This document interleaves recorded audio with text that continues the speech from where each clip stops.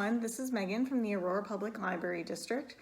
I'm back with another craft you can do with your whole family using things that you may have around your house. Since I'm a librarian, it probably doesn't surprise any of you that I have a lot of books in my house all the time. And recently I was using some of the heavy ones to press some fall leaves. It got me thinking about crafts that we can do that kind of capture the color and the nature of this time of year. So we're gonna make these little mason jar luminaries. This one I made with leaves that I picked up around the Eola Road branch of the Aurora Public Library. For this craft, you're gonna need a clean and empty mason jar. Go ahead and take the lid off, but don't throw it away because we'll need it later. Make sure you peel off any labels or stickers. We're gonna need some Mod Podge, as well as a little foam brush to spread it. You can use leaves that you've pressed from the trees around your house, but if you don't want to wait the week or 10 days it usually takes to press leaves, you can easily get some fabric or paper ones at craft supply stores. I'm actually going to use the fabric ones for this demonstration because they're a little less fragile, so it's easier to demonstrate the craft. You'll also need some tissue paper and little tea light candles, or I like to use the battery powered tea lights. Less of a fire hazard that way. I also grabbed some twine to use as a decoration at the end. So we're going to take some Mod Podge. If you don't have any Mod Podge, you can use really any thin spreadable craft glue as long as it dries clear. Since we will be covering the whole surface of this, we want to make sure that it is transparent when it's finished. So I'm going to go ahead, take my empty mason jar, spread a good layer of Mod Podge on the side, like so. Then I'm going to take my tissue paper. I like to crumple up the tissue paper because I think it gives it an interesting texture. It also helps you hide any imperfections in the glass or the tissue paper itself. I'm going to tear off a piece. Nice long rectangular piece here.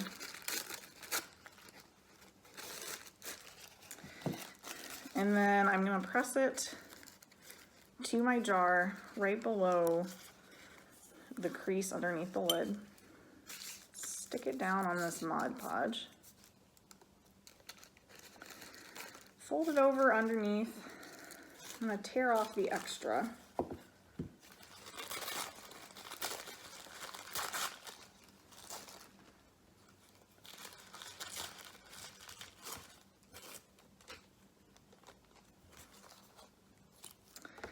And we'll spread a little bit of Mod Podge on the underside to get it to stick there. When you cover up the underside of the jar, just be careful that you don't make the underside bumpy enough that it doesn't sit flat anymore, since that's not great for your luminary light.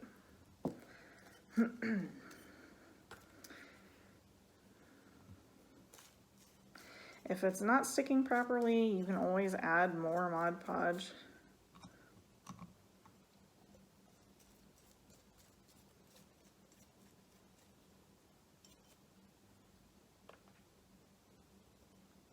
As an aside, Mod Podge is great. It may be the greatest of all craft supplies, but it does get everywhere, so I strongly suggest you keep a wet cloth nearby to wipe it off your hands. So in this way, we're going to go around the jar, cover it with tissue paper, and then we'll let it dry just a little bit so it won't be too sticky while we're handling it, and then we'll get to the decoration part. Okay, so I've come back after a little bit of time has passed. The Mod Podge has had some time to get slightly less sticky. And now we're going to move on to the decoration part. Like I said earlier, you can do this with real leaves, with fabric leaves, with paper leaves. So just like we did with the tissue paper, I'm going to put some Mod Podge on this leaf. Put a little Mod Podge on the surface of my jar.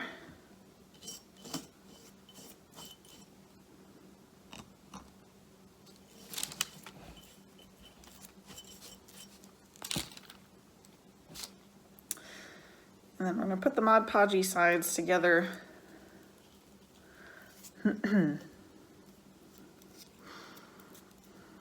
Peel this down nice and smooth onto the front of our jar. Since the jar is curved, there are going to be parts that stick up a little bit, so you may need to add some more Mod Podge, and you may need to be prepared to sit there and hold it for a minute while the Mod Podge takes hold.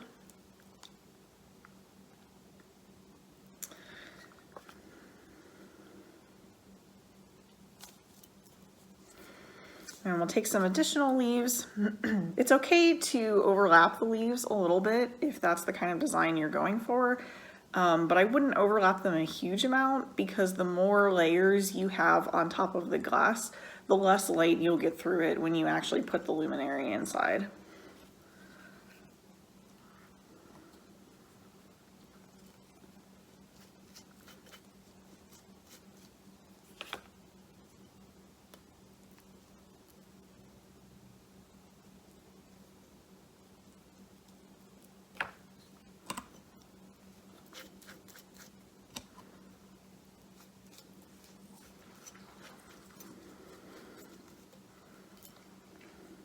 And so on like this. As Mod Podge dries, it can get a little bit tacky to the touch. So if you want, you can get some sealant for Mod Podge that you can just paint directly over the jar when it's completely decorated. That also helps keep it waterproof. When you're done, feel free to put ribbon or twine around the mouth of the bottle. You can also use glue to add little stickers or rhinestones or whatever you feel like adding to your luminary. If you enjoyed this craft video or other craft videos that we put together for the Aurora Public Library District, I strongly encourage you to check out our holiday card craft kit for adults. Local paper craft artist Pam Boak Dalrymple has put together a great kit with 2 winter-themed holiday cards that you can assemble with your family. Registration for that runs from November 2nd through November 8th. You can schedule a time to pick it up starting November 14th. And then on November 21st, Pam is going to be live with us on Zoom and Facebook to demonstrate the craft and answer any of your questions. Check it out at aurorapubliclibrary.org/events. Hope to see you there.